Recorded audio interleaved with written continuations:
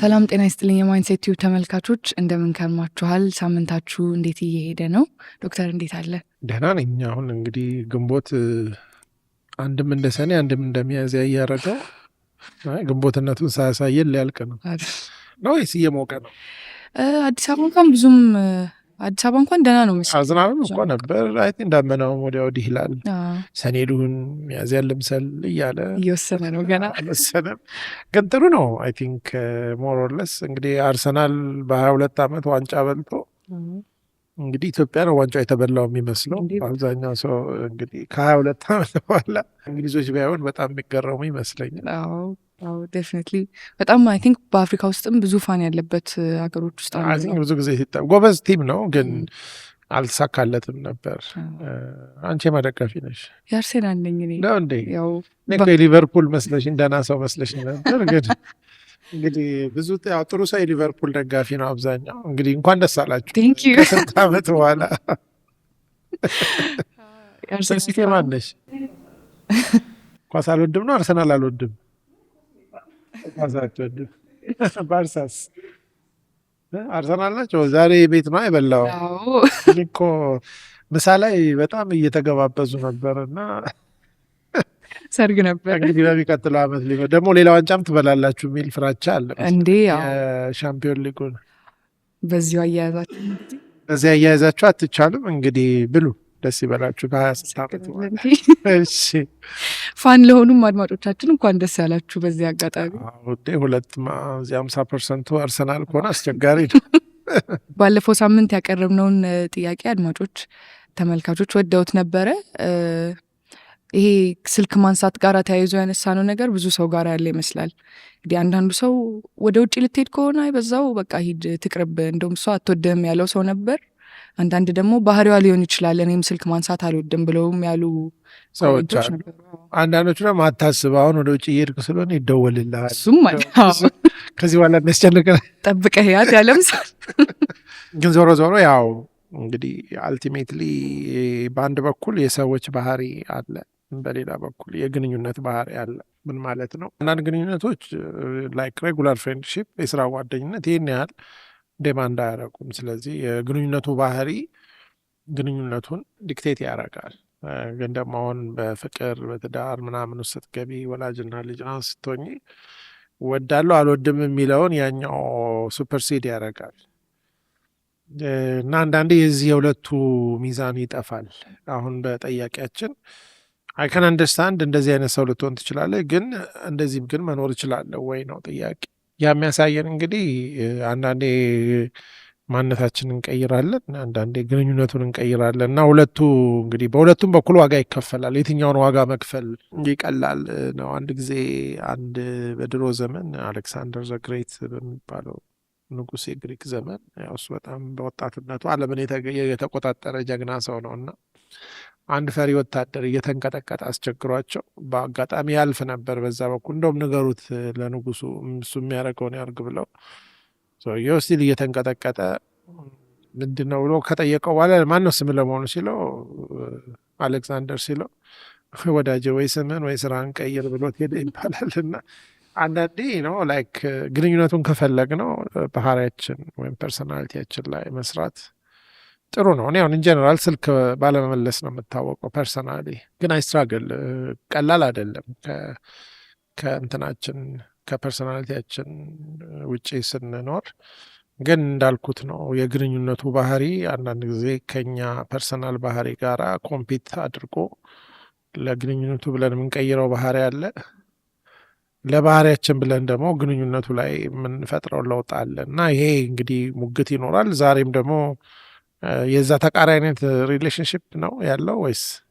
ያው የዛሬውም በተለይ ባህሪ ብለህ ካነሳኸው ጋር መቀየር ያስፈልጋል ወይስ እንዴት ነው የምንቀጥለው አይነት ጥያቄ ነው።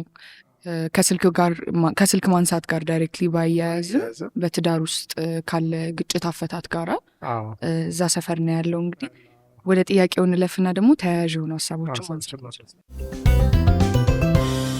ዶክተር ምረት እንዴት ነህ? ፌቨን አንቺስ እንዴት ነሽ? እኔ እግዚአብሔር ይመስገናለሁ። እኔ እግዚአብሔር ይመስገን። እስኪ አንቺ ነሽ ወይስ ጠያቂውም ይላል? እግዚአብሔር ይመስገን ደህና ነኝ።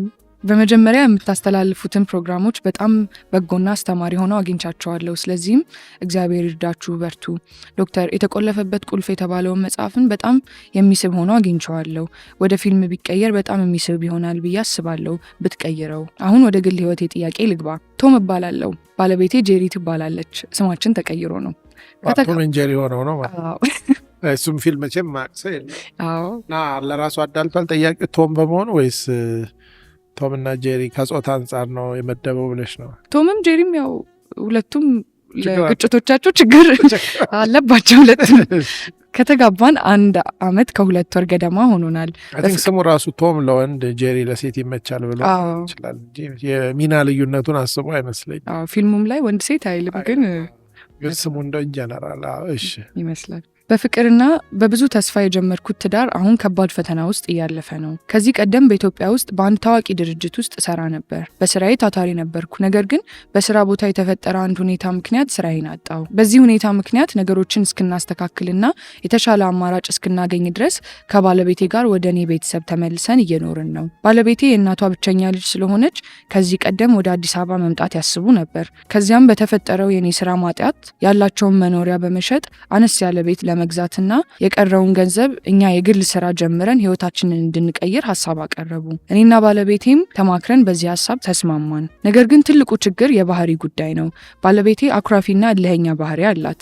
በትንሽ ጉዳይ እንኳን ብንጣላ ለረጅም ጊዜ ታኮርፈኛለች። አንዳንዴም ይህ እስከ 2 ወይም 3 ሳምንት ይቆያል በአንድ ቤት ውስጥ እየኖርን። ከዚህም በተጨማሪ በመካከላችን የሚፈጠሩ አለመግባባቶችን ለእናቷ ትነግራለች። አንዳንዴ በቃል ሳይሆን በድርጊት ታሳያለች። ለምሳሌ የእናቷ ቤት ከሄደች በኋላ ማታ ለወስዳት ሲሄድ ቤተሰብን ሁሉ ሰላም ስል እሷ ሰላም አለማለት፣ እኔን ስታይ ወደ ውጪ መውጣት፣ በማኩረፍ ወይም በመራቅ ኩርፊያዋን ትገልጻለች። ከኔ ቤተሰብ ጋርም በተመሳሳይ መኮራረፍ ጀምራለች። ቤተሰቤ ምንም ባላጠፉት እኔና እሷ ስንጣላ ማኩረፍ፣ ሰላም ስንሆን ደግሞ ከነሱ ጋርም ሰላም መሆን ጀምራለች። ከተጋባን ጀምሮ ስህተት ስትሰራ ይቅርታ ስትጠይቅ አላየሁም። እኔ ግን ያለ አባት ማደጓ ምክንያት ቤተሰብን እንዴት እንደሚመራ ባለማወቅ ሊሆን ይችላል ብዬ ለመረዳት ሞክራለሁ። ነገር ግን ችግሮቹ እየተደጋገሙ ሲመጡ በሰላም መኖር አስቸጋሪ እየሆነብኝ ነው። በተለይ ስራዬን አጥቼ ከሷ ድጋፍ ይህን ቀን እናልፋለን በርታ እንድትለኝ በምጠብቅበት በዚህ ወቅት እንዲህ መሆኗ ለኔ ፍቅር አላት ወይስ ፍቅሯ አልቆ ነው የሚል ጥያቄ ፈጥሮብኛል። እናቷም ቤታቸው ሲሄድ ፊታቸውን ማጥቆር፣ ዌልካም የማይል እይታን ማሳየት ሲጀምሩ ባለፉት 2 ወራት ወደ እናቷ ቤት መሄድ አቆምኩኝ። እነርሱም አይደውሉም፣ እኔም ተውኩኝ። አሁን ወደ 2 ወር ሆኖናል። ስለዚህ ጥያቄዎቼ ይልና ዝርዝር ጥያቄዎችን ያቀርባል። ይህ ባህሪ ከቤተሰብ አኗኗር አስተዳደግ ጋር የተያያዘ ሊሆን ይችላል? በዚህ ሁኔታ ምን ማድረግ አለብኝ? ለወደፊት ህይወቴ ውሳኔ ስሰጥ ምን ላስብ? በትዳር ውስጥ ቀይ መስመር ወይም ባውንድሪ እንዴት ይቀመጣል? የግል ስራ ለመጀመር የታሰበው ሀሳብ ምን ይመስልሃል? በዚህ ሁኔታ ወደፊት ብንለያይ የቤተሰብ ገንዘብ እንዳይጎዳ ምን ጥንቃቄ ላድርግ? ገንዘቡን መውሰድ ይገባኛል ወይስ መቆየት ይሻላል? ከወሰድኩ ለእናቷ እንዴት አክብሮትን ልግለጽ? የባለቤቴን ባህሪ ለመፍታት ምን አይነት አቀራረብ ልከተል? ጥፋት ለብቻ ነጥለን ብናወራ ብንወያይ ደስ ይለኛል፣ ፈቃደኛ ነኝ። እሷ ግን ፈቃደኛ አይደለችም። ለመነጋገር ስንቀመጥ ደግሞ ቶሎ መናደድና እኔን ተስፋ ማስቆረጥ ይታይባታልና ምን ላድርግ? አመሰግናለሁ ይላል።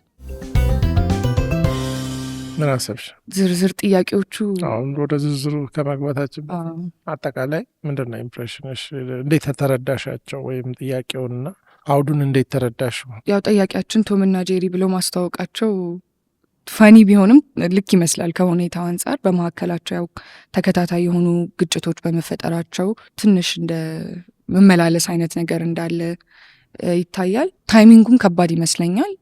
የጠያቂያችን ስራቸውን ማጣት፣ በዛ ላይ ከቤተሰባቸው ጋር ተመልሶ መኖር፣ የእሷ ቤተሰብ መምጣት፣ ብዙ ኮምፕሊኬትድ የሚሆንበት ሁኔታ እንደተፈጠረ ማየት እንችላለን። በዛ ላይ ደግሞ እንዳነሱት የባለቤታቸውን ባህሪ ትንሽ ከበድ የሚል ማለት ከግጭትን ከመፍታት አንጻር ትንሽ ሊያስቸግር የሚችል ነገር እንዳለ አንስተዋል።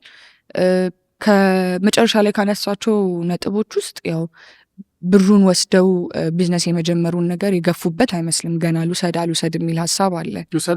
ያስቡበት ባይነኝ ትንሽ ያስቡበት። ምክንያቱም ግጭቱ እያለ እንደሱ አይነት ኮሚትመንት ውስጥ ደግሞ መግባት የበለጠ እንዳያስቸግር እንዳሉት ደግሞ በሱም ቤተሰብ በኩል በሷም ቤተሰብ በኩል የተፈጠሩ ነገሮች ስላሉ ሁለቱን ሰው ብቻ የሚያካትት አይደለም ነገሩ፣ ትንሽ ሰፋ ብሏልና ከሱ አንጻር ቢያስብበት ጠያቂያችን ብዬ ነው። ያው እንግዲህ ብዙ አስቤበታለሁ የሚል ለማሰብ ከበደኝ የሚል ሀሳብ አለ። የቤተሰብ ሚና እንዴት ታየዋለሽ እዚህ ውስጥ? ጠያቂያችን ከተጋባ 1 ዓመት ከ2 ወር ነው ብለዋል። ገና አዲስ እንደሆነ ነው የሚያሳየው። ከባድ ነው በዚህ ልክ ቤተሰብ ኢንቮልቭድ ሲሆን። እነሱም የእሱ ቤተሰብ ጋር መኖራቸው ትንሽ ነገሩን ኮምፕሊኬት ያደርገዋል። እሷም ደግሞ ከእናቷ ጋር ባላት ግንኙነት ውስጥ ያለው ቅርርብ የሚፈጠረውን ነገር ሁሉ መናገሩ ትንሽ ለትዳሩ ኮንፊውዚንግ የሚሆን ይመስለኛል። ከዚህ በፊት እንደውም አንድ ክፍል ላይ ስናነሳ ከራስ ቤተሰብ ፓርትነር ላይ የሚደረግ አሁን ለምሳሌ ክፉ ንግግር ቢሆን ወይም አይሆን ባህሪ ቢሆን ዲፌንድ ማድረግ ያለበት ያ ሰው ነው ከቤተሰቡ። ከዛ ግን መልካም ነገርን ማድረግ ያለበት ደግሞ ለእሷ ቤተሰብ ወይ ለእሱ ቤተሰብ ያኛው ሰው ነው መሆን ያለበት የሚልን ሀሳብ አንስተ ነበር እና በጣም ማስጠጋትን ሳይሆን ያው እነዚህን ነገሮች እርስ በርስ ዲፌንድ መደራረግ እንዳለባቸው ነው እኔ ሳስብ የነበረው በዚህ ውስጥ። አሁን የእሷ ግጭት አፈታት ላይ ያለው ጋፕ፣ በዛ ላይ ደግሞ ሌሎች ሰዎችን ኢንቮልቭ ማድረጓ እናቷን ቢሆን ቤተሰቧን ቢሆን የበለጠ ያከብደዋል እንጂ ነገሩን አያቀለውም። ስለዚህ እሱ ትንሽ ወደ ባሰ ችግር እንዳይገቡ ያሰጋል ነገር። አንድ ዋነኛ ችግር ቢባል አሁን እዚህ ሪሌሽንሽፕ ውስጥ አንድ መርጠሽ ብታወጪ የትኛውን ነው የምታወጪው? እኔ የኮንፍሊክት ሬዞሉሽን ችግር ይመስለኛል። ቁጭ ብሎ መነጋገር አለመቻላቸው እሱ የማያስደስተውንም ነገር እንዳያነሳ ከባድ ያደርገዋል። አሁን ግጭት ሊፈጠር ይችላል። አንዳንድ ሰው ባህሪውም ሆኖ ሊያኮርፍ ይችላል። ግን ከዛ አልፎ ወደ ሶሉሽን ለመሄድ ወይ መፍትሄ ለማግኘት መሄድ አለመቻል፣ አሁን በዚህ ላይ ቤተሰብሽ እንዴት ኢንቮልቭ ታደረገ፣ እንዴት ኮንቨርሴሽኑ እንዴት ይሄዳል የሚለው የሚያስጨንቅ ይመስለኛል። ቁጭ ብለውም ማውራት የሚለው ነገር ላይ መስማማት ካልቻሉ። እንግዲህ ጠያቂያችን የባለቤቱን ችግሮች ዘርዝሮልናል። በዋናነት አኩራፊነት፣ ተናዳጅነት የሚለው ይቅርታ ለመጠየቅ በዚህ በኢሞሽን ዙሪያ እንዳልሽ ኮሚኒኬሽን ዙሪያ አንስተዋል። የጠያቂያችን ችግር ምን ይመስልሻል? ወይስ ችግር አልባ ደህና ሰው ነው የምትይው? አይ ሊኖርበት ይችላል ጊዜ ከተናገረው ነገር ግን እንደው ኢንዳይሬክትሊ እንዲህ አይነት ሰው ሊሆን ይችላል፣ እሱም እዚህ ጋር ችግር ሳይኖርበት አይቀርም የምትይው ነገር አለ? ሜቢ ትንሽ እንደ ቪክተም ራሱን ወስዶ ከሆነ ብዬ ነበር። በአንድ ጎን የሆነ ሞር ብሌም የማድረግ ነገር ላይ ነው። መጨረሻ አካባቢ ነው እንደውም እሺ ጥፋቶችን ቁጭ ብለን ማውራት ካለብን ብሎ የሚለው ነገር አለ። በሱም በኩል ያጠፋቸው ነገሮች ሊኖሩ ይችላሉ የሚለውን ያሳየናል። ግን ብዙ እንደውም ወደ እሷ ዳይሬክት የማድረግ ይሄን አስተካከል ልትዩ የምትችው አውትስታንድ የሚያደርግልሽ ነገር አለ? እንደዛ ስፔሲፊክ የሆነ ነገር ላልል ይችላል። አለመኖሩ እንዴት ታያለሽ? የነገረን ነገር ሁሉ እሱ እንግዲህ እሱን እንዴት አድርገን ተቸጋሪ እንጂ አስቸጋሪ ሆኖ ብዙ አታየው ነው። አዎ ከሱ ንግግር ግን አሁን በህይወቱ ወይም በትዳሩ በተፈጠረው ችግር አማካኝነት የእንደዚህ አይነት ችግር ያው እሷ ቢላዋ ከሆነች መክተፊያ መሆኑ አይቀርም። እሱ ምን አይነት መክተፊያ ቢሆን ነው ይሄ ቢላዋ ያረፈበት? ወይ ምን አይነት ቶም ቢሆን ነው እሷ ጄሪ ልትሆን የቻለችው? እንጃ። እንዳልኩት በሆነ መጠን ሜቢ ብዙም ኦነርሽፕ የሚወስድ ካልሆነ ለተፈጠረው ነገር ሜቢ መፍትሄን እሷ በጠበቀችው ልክ እያመጣ ካልሆነ ምናምን ኢንኬፐብል እንደሆነ ፊል ሊያደርግ ይችላል። ወይ በዛ ዙሪያ ብዙ እየሰራ አይደለም የሚለው ሊሆን ይችላል በአንድ ጎን። እንግዲህ ያው እንደዚህ አይነት ጥያቄዎች ላይ ሁሌም ቻሌንጅ የሚሆነው ችግር በግንኙነቶች ውስጥ ሲፈጠር ኢት ሃዝ ቱ ሳይድስ ስቶሪ። እሷ ደግሞ ይህንኑ ነገር በእሷ ብዕር ተጽፎ ቢመጣ ምንድን ነው እሷ ደግሞ ያላት ፐርስፔክቲቭ የሚለው አይ ቲንክ ክሪቲካሊ ኢምፖርታንት ነው። ስለዚህ ፉሊ ኢንፎርምድ እንደሆንን አናስብም ይህን ጥያቄ ስንመልስ በአንድ በኩል ግን እሱ እንግዲህ ችግሩን ሞር ፊል አድርጎት ቪክቲምነት ተሰምቶት ወይም ሆኖ የጻፋቸው ነገሮች ናቸው። እንግዲህ ትዳሩ አዲስ ነው ሪሌቲቭሊ። ቤተሰቦችም ብዙ ያው እንግዲህ ማቴሪያሊ ሄልፕፉል ናቸው፣ ሊረዷቸው ይፈልጋሉ። ገንዘቡ ከእሷ ቤተሰብ ነው አደለ ኦፈር የተደረገው። ሁለቱም ቤተሰቦቻቸው ጋር ነው ያሉት ሳምሃው አደለ አሁን ባለው ሁኔታ የእሱ ቤተሰብ ጋር እንዳሉ ግን ነበሩ። ግን እሱ አሁን ወደ ቤተሰቦቿ የመሄድ እንትን ያለ ይመስላል። ዞሮ ዞሮ ምንድን ነው እንግዲህ አንዱ አሁን ያሉበት የሪሌሽንሽፕ ስታተስ ር ሜሪድ የተጋቡ ሰዎች በተለይ መጀመሪያዎቹ ጥቂት ዓመታት ውስጥ በራሳቸው ባውንደሪ ውስጥ ኖረው የራሳቸውን ባህሪና ጠባይ ተሞራርደው ተቻችለው ማደግ የሚችሉበት ስፔስ ካልተፈጠረ እንግዲህ ስራ ሉዝ ስላረገ ይመስለኛል ጠያቂያችን ኢኮኖሚካል እንትን ወደዚህ ፎርስ ያረጋቸው። ግን ይሄ አንዱ ለሜሬጅ አብኖርማል ሴቲንግ ውስጥ ነው ያሉት እና አንዳንድ ጊዜ በአብኖርማል ሴቲንግ ውስጥ ኖርማሊ ኦፕሬት አድርጉ ለማለት ከባድ ነው። እንግዲህ እዛ ቤተሰቦች በእነሱ በሁለቱም ቤተሰብ ውስጥ ያለውን ዳይናሚክ ወይም ዳይናሚክስ ለማየት አስቸጋሪ ነው፣ ግን አብኖርማል ሲቹዌሽን ነው።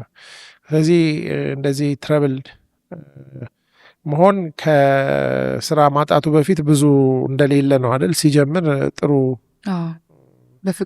በፍቅር የገቡበት የጀመሩት እንደሆነ ነው እና ይሄ ነገር ኑሯቸው በኢኮኖሚ ምክንያት ባይሰናከልና አኗኗራቸውን ለመለወጥ ፎርስድ ባይሆኑ ይሄው ነገር ይፈጠር ነበር። ቢፈጠር ይሄን ያህል ዲስትረስ ውስጥ የከታቸው ነበር?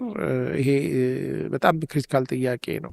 ስለዚህ ለእኔ አንዱ እይታ ምንድን ነው፣ ኖርማል ሴቲንግ ውስጥ ሳይገቡ አሁን አብኖርማል ሴቲንግ ውስጥ ሆነው ይሄንን ነገር ኖርማላይዝ ለማድረግ አስቸጋሪ ነው።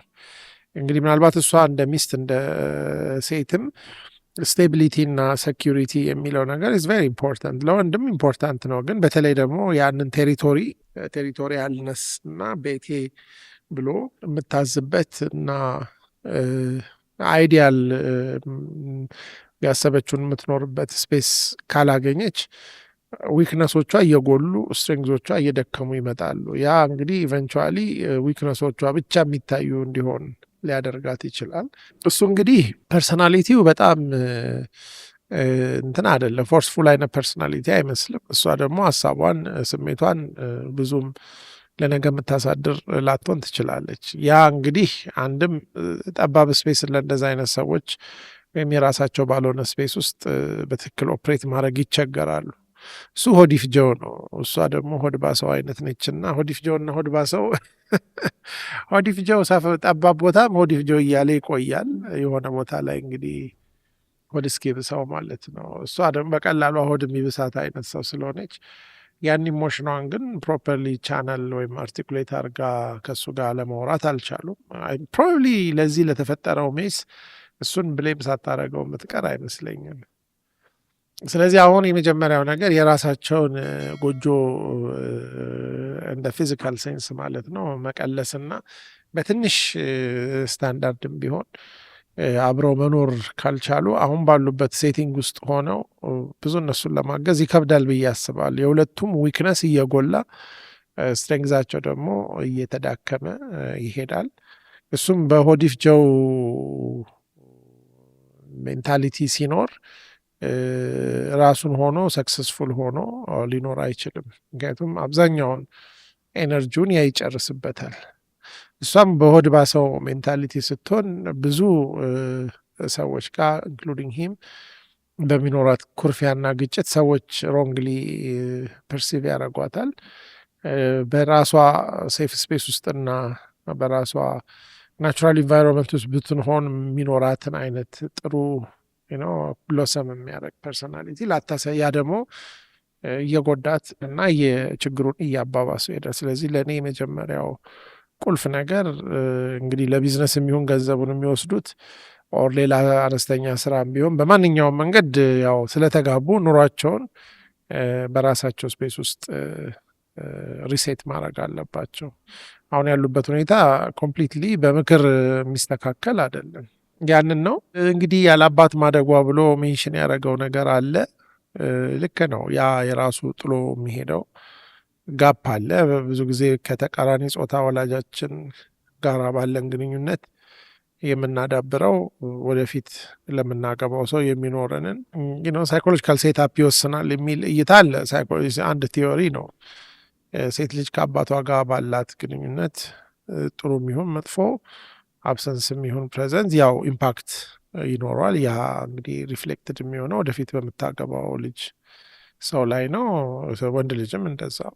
ከተመሳሳይ ጾታ ጋር ደግሞ ወላጆቻችን ጋር የሚኖረን ግንኙነት ምን አይነት ወላጅ እንደምንሆን የምንማርበት እንትን ነው የሚል እይታ አለ። ስለዚህ እንግዲህ ያ ይዞ የመጣው ነገር ይኖራል። እንግዲህ አልቲሜትሊ ያ ሁላችንም ባገጅ ይዘን ነው የምንመጣው። አነሰም በዛም በአስተዳደግም ይሁን በጂንም ይሁን በጂኒ እንዳለው ሰውዬ በየትኛውም መንገድ ሁሉም ሰው ያው ባጌጅ አለው እና ያንን ባጌጅ ማኔጅ ማድረግ ነው እንግዲህ ሪሌሽንሽፕ።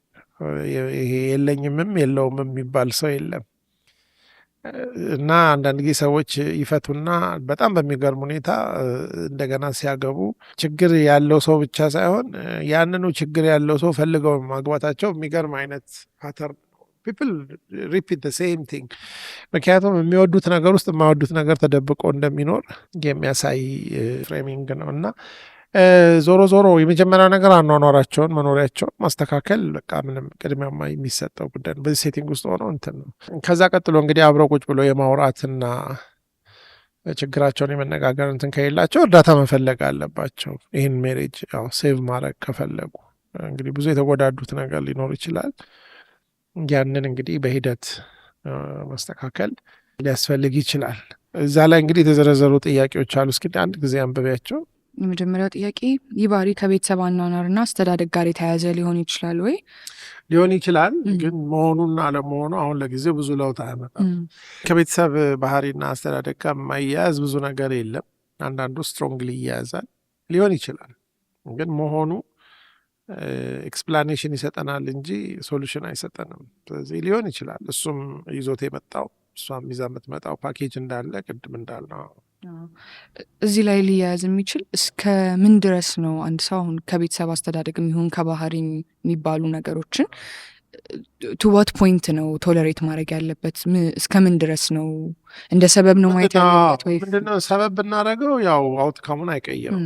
ጥያቄው ምንድን ነው? አንዳንድ ጊዜ በጣም ሀይል ኢምፓክትድ ሆነን በአስተዳደጋችን ከቤተሰብ ባህሪ እና አኗኗር የልጅነት ጋራ የተያያዘ ከሆነ አሁን ያለውን ህይወታችንን በጣም አፌክት ስለሚያደርገው የመጀመሪያው ኢንሳይት ከዛ ጋር የሚያያዝበትን መረዳት በራሱ ሰዎችን ሁለቱንም ሌላኛውን ፓርቲ ያኛውን ሰው አንደርስታንድ አድርጎ ሞር እንዲያዝንለት በጸጋ እንዲቀበለው እንዲረዳው ይረዳዋል። ባለቤቱን ደግሞ ችግር የለብኝም ብሎ አካኪ ዘራፍ ከማለት አይ ትንሽ ሰባራ ሳልሆን አልቀርም፣ በዚህ በኩል ጥገና ያስፈልገኛል የሚል እይታ እንዲኖር ይረዳል። ስለዚህ ማወቁ ተዋደዘ ሶሉሽን ይረዳል፣ ግን ወደ ኋላ ሄዶ ፊክስ የሚደረግ ነገር የለም። ቀጣዩ ተያይዞ ስለሆነ በዚህ ሁኔታ ምን ማድረግ አለብኝ የሚለውን ነው። ያው አሁን ያለውን ቢያደርግ ለወደፊት ህይወቴ ውሳኔ ስሰጥ ምንን ላስብ ይላል። የአንድ አመት ተኩል ነው ገና ምንም። በዛ ላይ ብዙውን ጊዜ ኖርማል በሆነ ሴቲንግ ውስጥ ስላልኖራችሁ ይሄ አሁን የወደፊቱን ነገር አኗኗራችሁን አስተካክሉና ጊቨደ ቻንስ ገዛ ፈልጉ። አብራችሁ እናንተ በምታዙበት ስፔስ ውስጥ ኑሩ። አነስተኛ ስራም ቢሆን ህይወታችሁን እንግዲህ ትልቅና የታወቀ ድርጅት የሚሰራ ከሆነ በዛ ሌቭል መጀመርም ባይችል ኑሮን በሆነ ነገር መጀመር፣ ለዚህ ሪሌሽንሽፕ እድል መስጠት። ምክንያቱም ጥሩ አጀማመር የነበረው ነገር ስለሆነ ለመበላሽቱ ደግሞ በቂ ኤክስፕላኔሽን ስላለ በቃ ተበላሸ ብሎ ወደሚቀጥለው የሚኬድ ነገር የለም። የሚቀጥለው ሞስት ላይክሊ የዚሁ የከረረ ድጋሜ ሊሆን ስለሚችል። ቀጣዩ ጥያቄ በትዳር ውስጥ ቀይ መስመር ወይም ባውንድሪ እንዴት ይቀመጣል? ይህን በሁለት መንገድ ብናነሳው ብዬ አስቤ ነበር። በተጋቡት ሰዎች መሀል ባውንድሪ የሚለውን ሀሳብ እንዴት ማየት እንችላለን? ከዛ ደግሞ ከቤተሰባቸው ጋር እና ያው አጠቃላይ ከሌሎች ሰዎች ጋር። ቀይ መስመር አስቸጋሪ ነው። ቀይ አበባ ነው እንጂ ትዳር ውስጥ ቀይ መስመር አስቸጋሪ ነው። ይህ ነው ከወላጆች ጋር በቅድም እንዳነሳሽው አንቺ ከኤክስተርናል ሰዎች ጋር የሚቀመጡ ብዙ ቀይ መስመሮች አሉ፣ የታወቁ ናቸው። በተለይ ወላጅ ቤተሰብ ጣልቃ እንዳይገባ፣ ጓደኛ ጣልቃ እንዳይገባ፣ ቤት ሚስጥሮቻችንን ቤት መቆጣጠር የመሳሰሉ ነገሮች። ግን እነዚህም ቀይ መስመር አንዳንዴ ይገባሉ። ምን ታደርጊያቸዋለሽ? እንጂ ቀይ መስመር ስላሰመሽ ለእነሱ አረንጓዴ ሊሆን ይችላል። እና አንዳንዴ ያው ግን በአንቺ በኩል ቀይ ሆኖ መቅረትና ያንን ነገር አዝማች ፖስብል ሪንፎርስ ማድረግ የሚለው ነገር ቀይ መስመር የምንለው እንግዲህ ነው። ግጭትን ወደ ዱላ መቀየር ተገቢ ያውን አንተቸብል የሆነ እንትን ነው።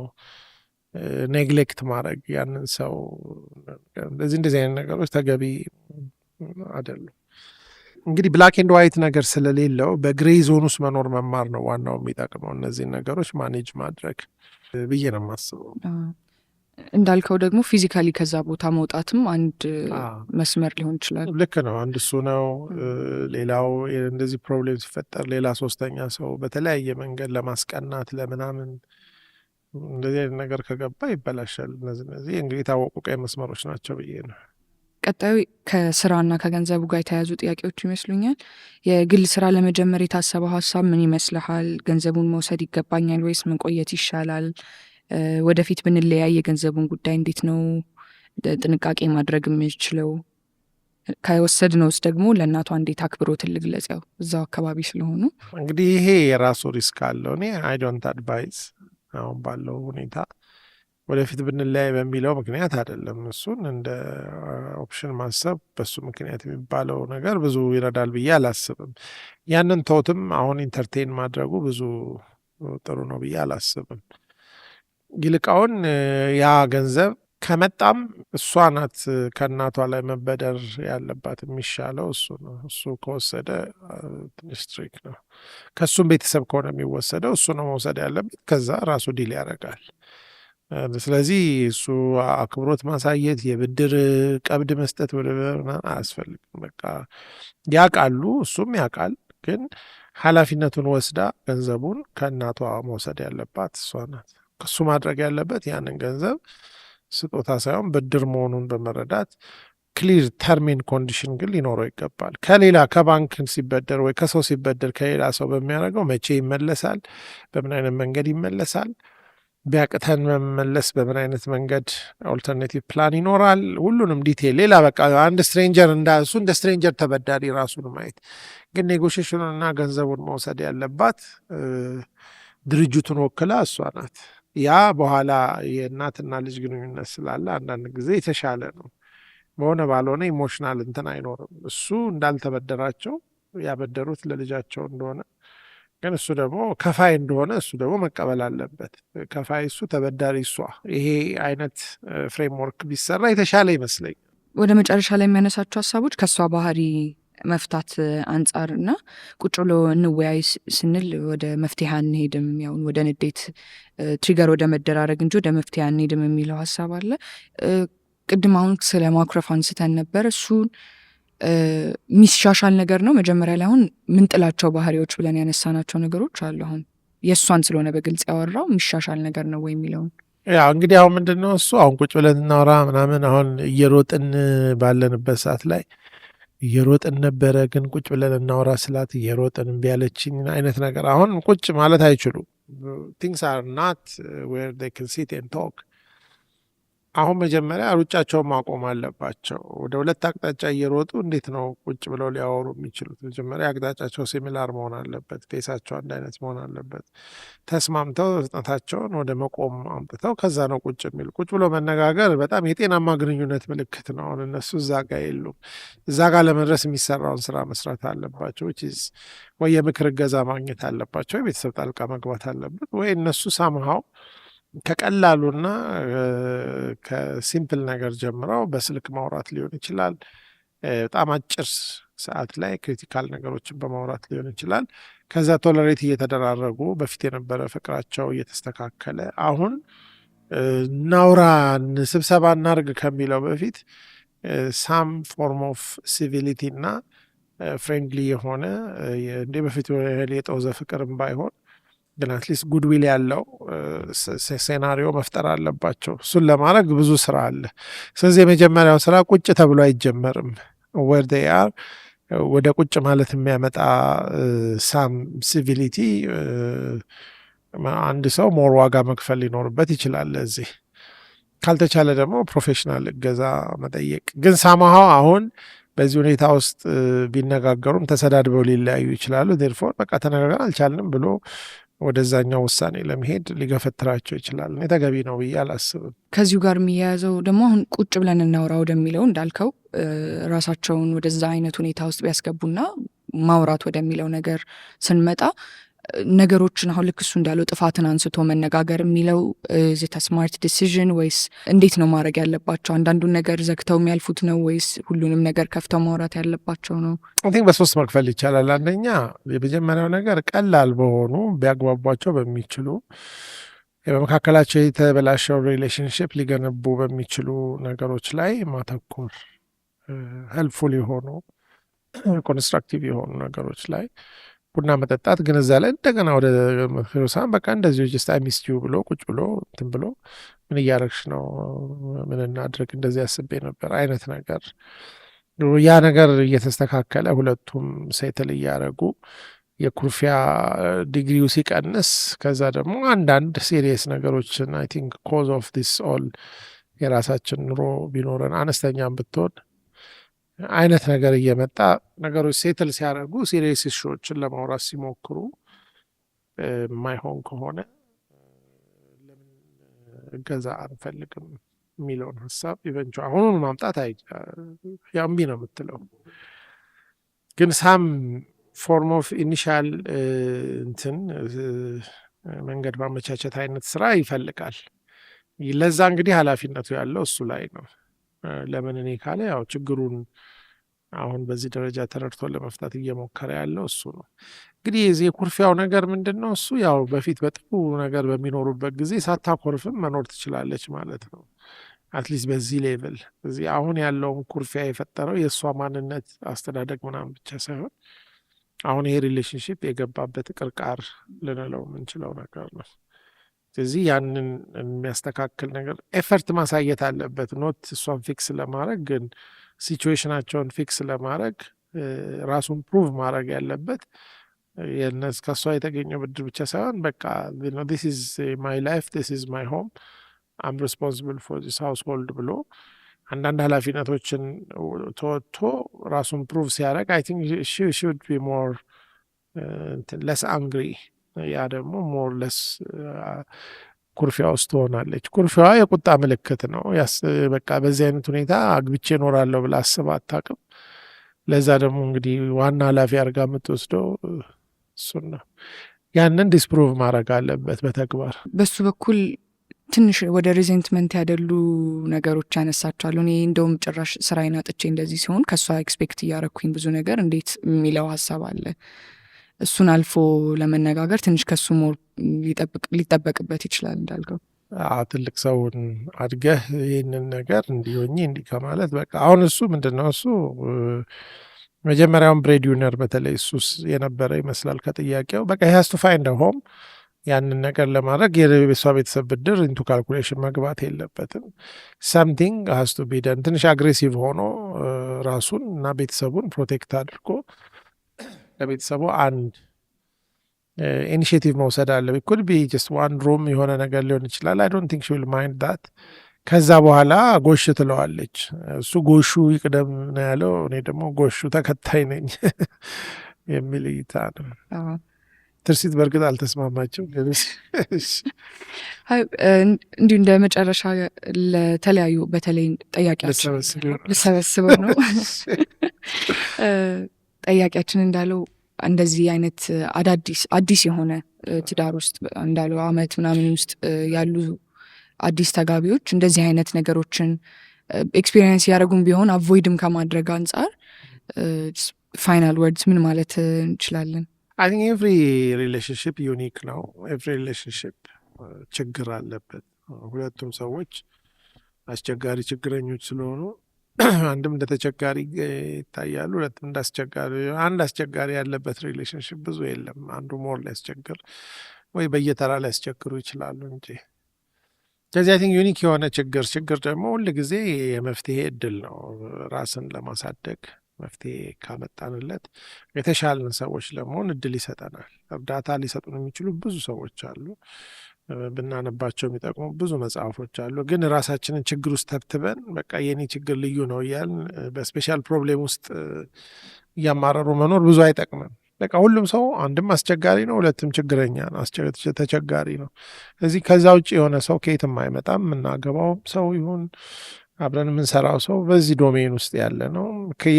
ሁሉም ሰው ሰልፊሽ ነው፣ ከራሱ አንጻር ነው የሚመለከተው። ስለዚህ ያንንም ተረድቶ ሃው ሰልፊሽ ኢዝ ከማለት ሃው ኢኳሊ ሰልፊሽ ዊ አር በማለት እንግዲህ እንደዚህ አይነት አስተያየቶች ይጠቅማሉ የሚል እይታ አለኝ። ጀነራል ግን ሁሉም ሰው እኩል አስቸጋሪ፣ እኩል ረባሽ፣ እኩል በጥባጭ፣ እኩል ላይሆን ይችላል። አንዳንዱ ሰው ዌል ግሩምድ ሆኖ አድጎ ሊሆንም ስለ ራሱ ተረድቶ ሞር ምሉስ ለሳኩራፊ ለስቁጡ ሊሆን ይችላል። እንግዲህ ያ ሰው ደግሞ ሞር በርደን እንዲሸከም ይጠበቅበታል። አንፎርቹኔትሊ ጽድቁ ከሸክማ ነፃ ያወጣውም አክቹዋሊ የሌላኛውን ሰው አዝሎ የመሄድ በርደን ውስጥ ይከተዋል። ስለዚህ የተሻልኩ ነኝ ማለት ሞር ሪስፖንሲቢሊቲ ለመውሰድ ሬዲ ነኝ እንደማለት መወሰድ አለበት እንጂ እኔ ሞር ጻድቅ ነኝ እና ያኛውን ሰው የኮንኑልኝ ሊሆን አይችልም። ስለዚህ ሁል ጊዜ አንደኛው በደከመበት ቦታ ስትሮንግ ሆኖ ከመገኘት ውጭ ሌላ ምንም አማራጭ የለም የሚል እይታ ነው ያለኝ። ቅድም እንዳልከውም ደግሞ ወደ መነጋገርና መፍትሄ ወደ መፈለግ በሚለው ስቴጅ ላይም የተለያዩ ካውንስሊንግ ሊሰጡ የሚችሉ ተቋማት ጋር ስፒሪቹዋል የሆኑ ቦታዎች ላይ ያሉ የተለያዩ ሰዎችን በማማከር ወደ መፍትሄ ኦልዌይስ ሌላው ሰው 40 ዓመት የኖረበትን ነገር እኛ 40 ዓመት ሄደን ማየት የለብንም። መጽሐፍም ቢሆን የብዙ ሰዎች ልምድ ተከማችቶ ተቀምሞ የተጻፈ ነገር ነው። ሁሌ ሶሉሽን እንደሌለ አድርጎ መጀመር ልክ አይደለም። ኦፕቲሚስቲክ መሆን አስፈላጊ ነው። እንግዲህ እነዚህን ሀሳቦች ካነሳን ለቶምና ለጄሪ መልካሙን እንመኝላቸዋለን። ሆፕፉሊ እንዳልከው ኢሚዲየት የሆኑ ስቴፖችን አሁን ላይ ማድረግ ያለባቸው ብለን ያነሳናቸውን ነጥቦች ማድረግ እንዲችሉ አቅም እንዲኖራቸው ያው እኛም እንመኝላቸዋለን። ሌሎች ተመልካቾቻችን ካለፋችሁበት ከምታውቁት ለጠያቂያችንና ላለበት ሁኔታ ምክር ሊሆን ይችላል ብላችሁ የምታስቡትን ኮሜንት ላይ ማስቀመጥ ትችላላችሁ። ሌላም ጥያቄ ካላችሁ ስማችሁንም እንደ ቶምና ጄሪ እየቀየራችሁም ሆነ በሌላ መንገድ ታቀርቡልን። ጥያቄያችሁን እያነሳን የተለያዩ ምክሮችን፣ ሀሳቦችን ህንድ ስማልን ማና ዛራና ቻንድራ ብለውም ያስሩ ችግር ይቻላል። እነሱ ትራዲሽናል ከሆነ ሳራና ቻንድራ፣ ዛራና ቻንድራ ከኛም ሀገር አበበና በለጠችም እንደፈለጋችሁ አድርጋችሁ ማቅረብ ትችላላችሁ። ጥያቄዎቻችሁን ግን ሊጠቅማችሁ በሚችል ሊረዳችሁ በሚችል መንገድ ለማንሳት እንሞክራለን። እሱንም ለማድረግ በ0911505050 ላይ በቴሌግራም ወይም በዋትሳፕ ብትልኩልን እናገኛቸዋለን። ወይም በethiomindset@gmail.com ኢሜል ብታደረጉልንም ጥያቄዎቻችሁን ማቅረብ እንችላለን። እንግዲህ ለዚህ ሳምንት ያመጣነው ጥያቄና መልስ ይህንን ይመስላል። ቴንክ ዩ ዶክተር።